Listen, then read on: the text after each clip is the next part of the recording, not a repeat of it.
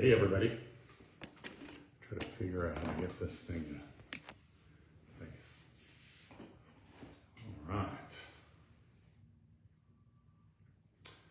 Well, hey, we got another Tuesdays with Todd, and I kind of have a lot of notes today. I want to chat with you about a lot of different things that have come up this week. And then, of course, I want to talk about anything you guys have to talk about. So if you got something you want to chat about, just put it in the comments, and we'll fire it up. But kind of what's on my mind right now is excuses and reasons. Excuses and reasons. We all have them. Obviously, reasons seem to be like that's the good thing. Excuses seem to be the bad one. Whatever. Like no judgment here. But just to give the framework here and what I put down here, and this all really comes from the conversation that we had. Listen, we had somebody come on Friday at Focus Friday. She's got decades of experience. She dropped some bombs for everybody. She told you exactly what it was that you needed to do to completely and totally change your business, right? Like she did. She just flat dropped it. She just said, hey, this is what you need. If you're one of those people that needs leads, do this. If you're one of those people that needs more money, do this. If you're one of those people that wants to make a career out of this, do this. It was all the same thing. It was listings. She just said, hey, listen, if you will focus on listings, you'll never sell again. I love that line. If you will focus on listings, you'll never sell again. That's awesome. And yet the challenge is there's some people that won't do it. And that's just the cruel reality of it all. There are some folks that just won't do it. And there's a variety of reasons why they won't do it. And I'm going to dig a little bit into this, but I think one of those things is self-worth. I think one of those things is skill set. Listen, I'm one of those people. I love working with buyers. I love helping a buyer find that perfect home for their family and for their legacy and for their future and for their memories and all of those things. I love it. It's great. And yet, in order to last in this business, you have to be focused on listings. What's great about this is that if you focus on listings, then you'll end up actually with more buyers. And that's the little secret. That's the mental, the wrestling that you have to do. If you will focus on listings, you'll get more leads. You won't need anybody to give you leads. Like all these people that are out there saying, hey, listen, I'll give you leads, I'll give you leads, I'll give you leads. We all know the saying, right? You can teach a man to fish, or you give a man a fish. Give a man a fish, he eats for a day. Teach a man to fish, he eats for a lifetime. That's focusing your business on listings. That's what it's all about. Period.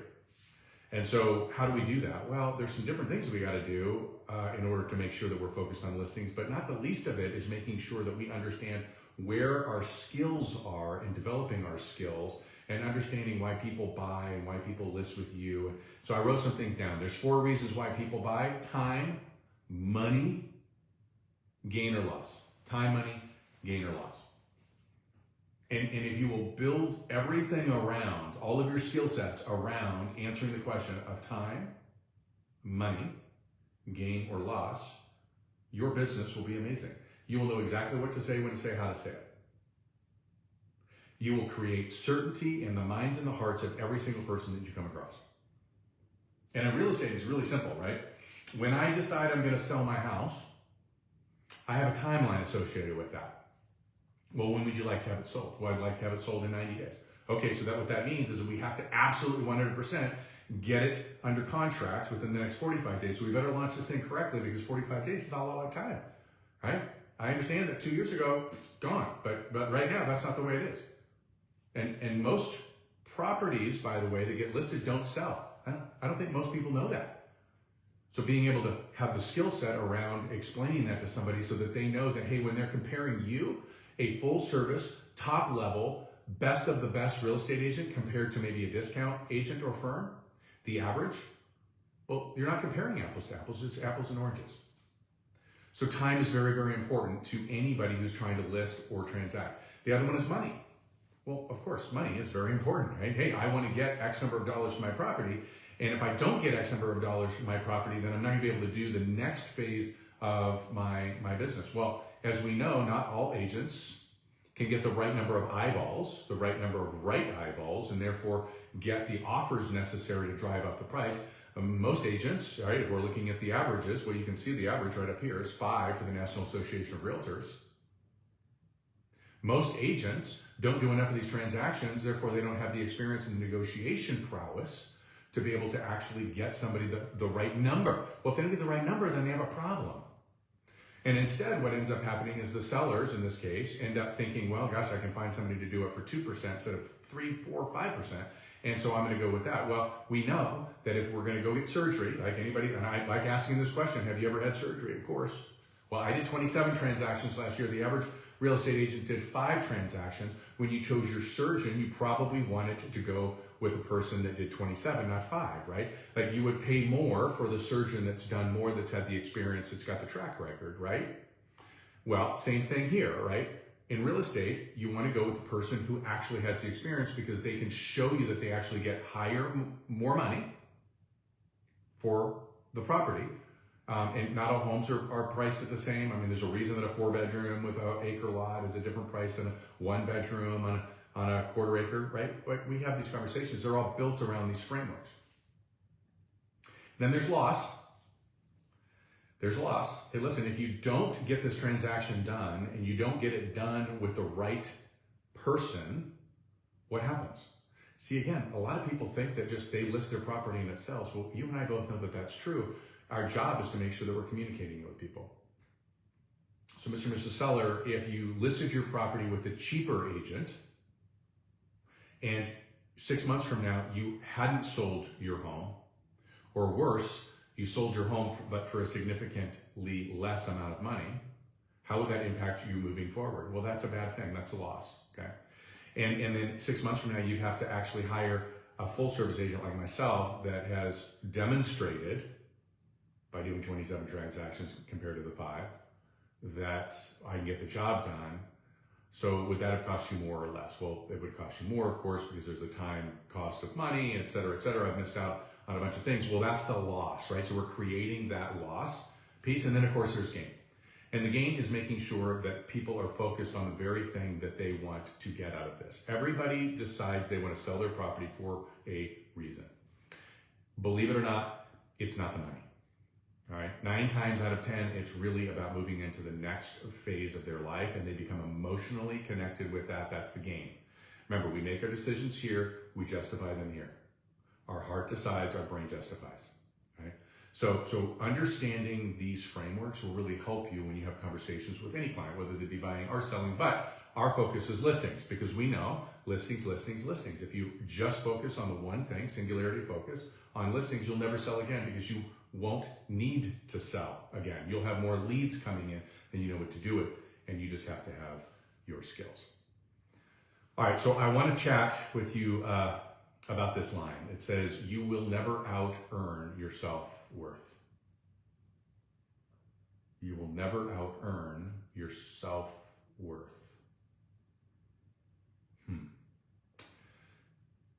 I'm not going to get super deep on this. I understand that there's some people that have some pretty significant wounds that are deep-seated wounds that were put upon them, right? We'll call them curses of some type that impact your self-worth. But what I have found, actually, I mean, that those wounds are the ones, like, I see those as the fire that burns in people to succeed at higher levels than anybody ever thought. See, I think that the underdog is the one that actually gets things done at a higher level up to a certain point, and then it becomes something that is akin to your skills, okay? So more often than not, what happens is that this lack of skill around something is what creates this fear or this uncertainty, let's call it an insecurity around what it is that you're supposed to do to be able to bring it at the level that needs to be done. And listen, you have a desire to bring it at a certain level. Your company has a desire for you to bring it at a certain level. Your community has a need for you to bring it at a certain level. Your client has a need for you to bring it at a certain level, and your family has a need. It's a lot of pressure on a salesperson. It's a tremendous amount of pressure. And as long as you don't believe that you're the person to be able to do it, then you will not do it. That really comes down to skills. What I found is that if you will get really, really good at something, then you're like, hey, put me in. So we think about pro sports, right? Because that's the easy analogy. And you think of Michael Jordan and Kobe Bryant and those kinds of folks. The one thing that they all have in common, right? LeBron, they all have in common. They want to be the last person with the ball.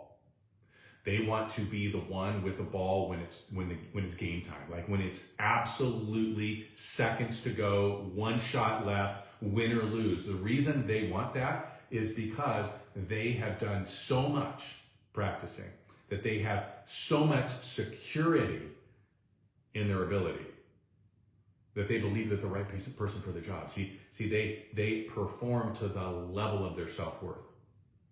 So my challenge to you is, hey, listen, let's dig into your skills. This first quarter of 2024, let's focus on your skills. Let's become absolute weapons when it comes to what to say, when to say, how to say it. Let's create certainty in the minds and the hearts of the consumers, of your community, for your company, for your family. They deserve it. You deserve it. Once you have those skills, your level of self-worth should skyrocket, and you will absolutely crush anybody else's expectations of you. Y'all, you are in a business where the barrier to entry is pretty low. Unfortunately, for the industry, 87% of the people won't make it. Well, I understand that you're not one of the 87%, but if you're one of the 13%, that's the average.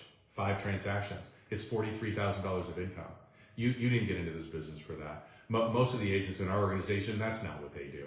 But that's not the point. The point is you can do better. The only thing that is keeping you back is maybe a singularity of focus on listings, and then the skill sets associated with what it is that you're doing that create your self-worth.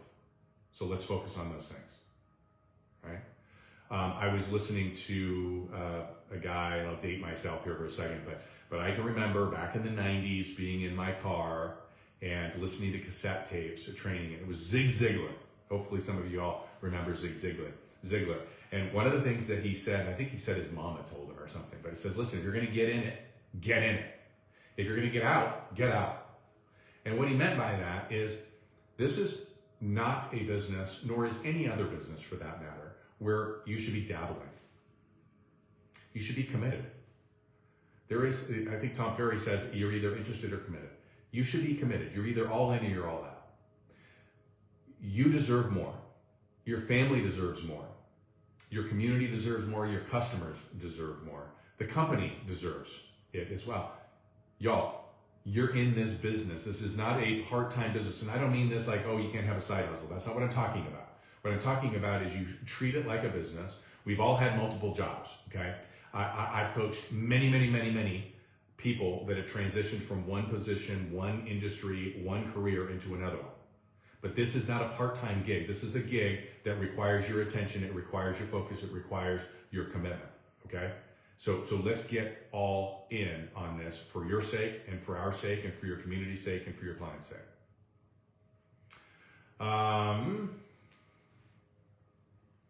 I do want to have one chat. I had a couple of people over the last couple of weeks when we were talking about business planning, and they said, hey, listen, I don't want to make any more money. And I thought, wow, that was really interesting. I didn't really know what to say at the time, which I feel sort of bad about. So hopefully, if some of you are out there listening and watching right now, you were one of the ones that said it. But here's what I want to say. I don't believe you. I don't believe that that's what people really mean. I don't think that people say, oh gosh, you know what? I don't want to make any money. I think what happens is people apply their limiting beliefs to what it means to them in their heart and their psychology to generate more revenue, to generate more income. It's not the money. Like, I think if somebody came up and if you made $100,000 and somebody said, hey, listen, I'm going to show you how to make $200,000, and that person says, I'm not really interested in that.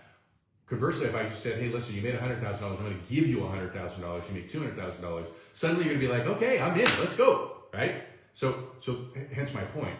I don't believe it's about the money. I believe it's about what you associate the money and what you have to do to earn the money. And what I would say to that is this. When we look at the data, 96% of all salespeople only ask for the business 4 or fewer times. 4 or fewer. 60% of the business is actually gotten at 5 or more asks for the business. So looking at the math, that means that 4% of the salespeople are earning 60% of the commissions.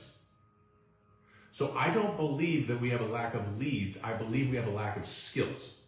I don't believe that you're not having enough conversations, although that may be the problem for some of you. For many of you, like if you're making $100,000, $200,000, you're probably doing the actions necessary. You may just not be saying the right things or leading people to the right things, asking for the business the right way. See, if we just got better at the leads that we had, you make more money. And that's compressing time. Now suddenly I'm just better at my craft. I'm not spending more time at it. And now I'm making more money. And the impact of that money on your family, on what you can do for the community, on what you're doing for the organization, on what you're doing for the culture in this organization, it's amazing. It's absolutely amazing. So maybe restructure that. I don't know. I also had a conversation with some people about not wanting to be pushy salespeople. And this was really around the conversation of, hey, listen, how often should you be speaking to the people that are in your past client sphere of influence? Y'all, let's just, again, the math is the path. 68% of the business that you do should always come from your past client sphere of influence. These are people who know you. They already like you. They love you. They would do anything for you. Hey, listen, National Association of Realtors said that 93% of all of the consumers that were surveyed post-transaction said that they love their agent and they 100% would use that agent the next time they transacted. You know what? The problem? Only 12% of them actually used that agent. Why is that? Well, because some salespeople get so focused on procuring a client that they forget to keep the client. See, it's far less expensive to keep your client and keep your tribe than it is to go out and add to your tribe and to get more clients. I want you to think about that for a second. So when we talk about your past clients and sphere of influence, there's some low-hanging fruit there to be able to just serve the people that already know and like you. Statistically speaking, 4% of those people are going to transact in the next 12 months. The question is whether or not they know you, they know how to get a hold of you. Again, of course, according to the National Association of Realtors, many of them don't. And do they see you as the expert? The way you do that is you maintain connection with them. And you have all kinds of different ways of doing it. We've got the drip campaigns with email marketing. We've talked at length about your phone calls. Making your phone calls, I believe that you should talk to them every single month. Listen, some of you have been in the business for a very long time, and that is a daunting experience because you've got like 1,000 people. I get it. Talk to them every 60 days then, okay?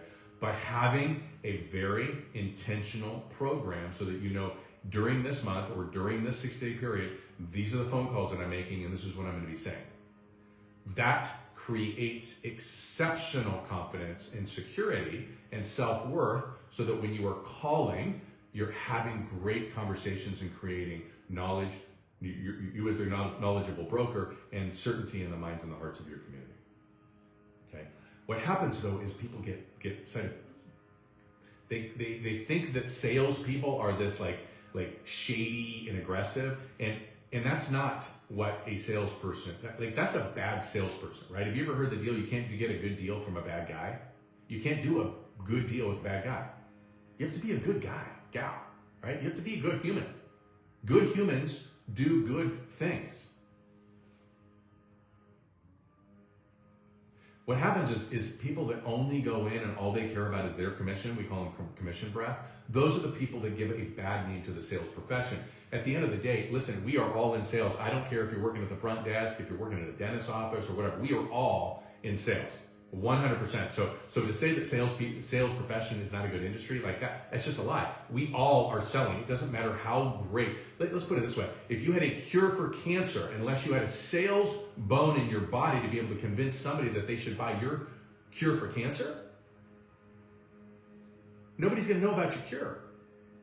Edison had to, for free, install the electric light fixture into an office building before anybody would even talk to him. It was electricity, changed the world. So everybody is in sales, everybody. The difference is that a true salesperson is caring aggressively, keeping the customer's goal at the center of every conversation. But caring aggressively is something that we do with family. Okay, so if Lindsay's my sister, my favorite sister, okay, and Lindsay's about to make a mistake, what am I going to do? No, Lindsay, stop! You cannot do this. Like, let me show you why A, B, and C are important. Okay, we talked about the time, the money, the gain, and the loss. Okay, that's your framework. So I'm going to go through that framework with Lindsay, and I'm going to do it in an aggressive manner from my heart, because I don't want my sister to make a mistake. See, if you approach every single interaction with your customers with that type of caring and aggression, you'd have a lot more customers.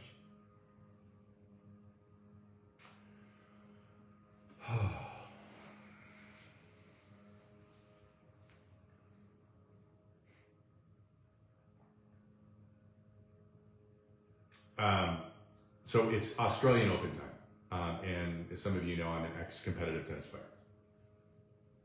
And one of the things that I know, my gift was that I would out-practice everybody else, okay? So I had an absolute wicked serve, and one of the reasons I had a wicked serve was because I practiced more than everybody else. See, the work that you do off the court determines how you do on the court. And there really is no difference in our business. The work that we do off work is the stuff that will translate on work. The practice that I'm doing, whether it be the role playing, whether it be understanding my presentations inside and out, whether it be understanding a sales cycle. Do you all know what a sales cycle is? Anybody? So a sales cycle is very simply put that you have a suspect, which is just everybody on the planet. And you have to figure out whether or not they're a prospect. In our world, is that somebody who's even ever going to buy or sell a property? Once you've determined that they are actually a prospect, which is somebody that at some point in their life is going to buy or sell a piece of property, then you go through an interview process. Now, the interview process is simply put, I'm just going to be asking questions to determine whether or not there are any problems. Well, everybody's got problems, so that's the easy part. Once I identify the challenges, well, then I'm going to solve the challenges. Now, I can do that offline. I don't need to do that in front of them, but I'm solving those challenges, and then I'm putting those challenge solutions into a presentation. Once I present to the prospect, that is when I close. That's a sales. By the way, a salesperson who does not close is not a salesperson. Okay? I just have to say it like that. And I know there's a lot of hoopla around, closers. Every single thing you've ever done in your life has a beginning and an end to it. A beginning and an end, an open and a close, right? In sales, it all does the same cycle. If I get to the close and the answer is no, they're not saying no to you, they're saying no to the solution that you've provided. And your job is to go back over to the interview so that you can begin the interview process again to determine what challenge you missed, so that you can figure out what the solution is and you can present to that solution, and then you close again. Ultimately, remember we led this off with saying most people will only ask for the sale 4 times. That's close 4 times. And yet 60% of the business happens at 5 or more. So most people will miss that. You got to keep going back and forth, okay, until you get to the solution that actually fits and solves the right problems for the customer. That's the sales solution. All right. Hopefully that was helpful.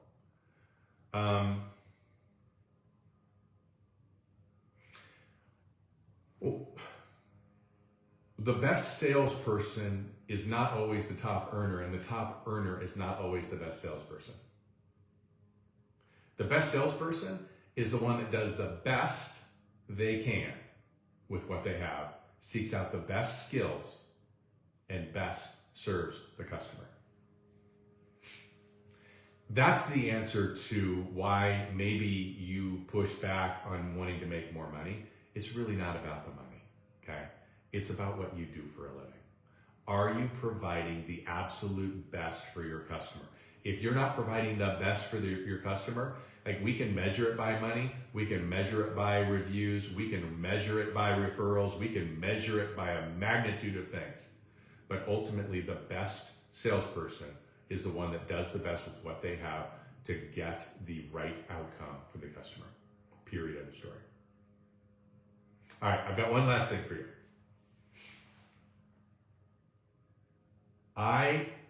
It's football season, right? Go Chiefs. It's football season. Everybody's got their jerseys, everybody's got their hats, everybody's got their thing. It has always surprised me how readily people are to assign and align themselves with a professional sports team, a professional sports player, and yet you will rarely see them wear their own jersey, wear their own brand. Why is that? I mean, and I've heard all of them, right? I drove around for a number of years with my big yellow car with my brand all over it. And I hear, well, you know, that's cringy. I don't know. Well, listen, it's a billboard. Secret agents don't make it in this business. Sorry. Well, it's just not me. I don't know what that means. Well, well, God, if you knew the way I drove, well, then maybe drive better. See, when you get out into the community, whether you're driving, whether you're at the local restaurant, the way you drive, the way you drink, the way you eat, the way you treat people at the market, like all of these things, you are representing your brand. And when we talk about as an office, as an organization, about presence in the marketplace, like the company can't outspend you on brand presence. You are the brand presence. You wearing the shirt, wearing the name tag, putting it on your car, putting it on your hat, putting it on your jacket, having your business cards, the way you act in the marketplace, the level of energy, the smile that you have, like all of these things contribute to what the local brand, what the regional brand, what the national brand is. We are professionals, right? We are polite. We are pleasant. We are professional. We are persistent. That's your brand. If you really want to have an impact and you want people around every corner to know that you are the real estate professional that they've been looking for anytime they have a real estate question, that you are the one, you have to be present and they need to know and see you. So push yourself this year, create more opportunities for people to understand who you are, what you do, and why you do it, and why they should use you, and increase your presence. Wear your jersey. Represent your brand. All right. Hey, happy Tuesday to you. Looking forward to seeing you all. Put me some comments down here below if there's anything specific that you guys like to have on next Tuesday with Todd, and I'll make sure I bring it. All right, have an amazing day.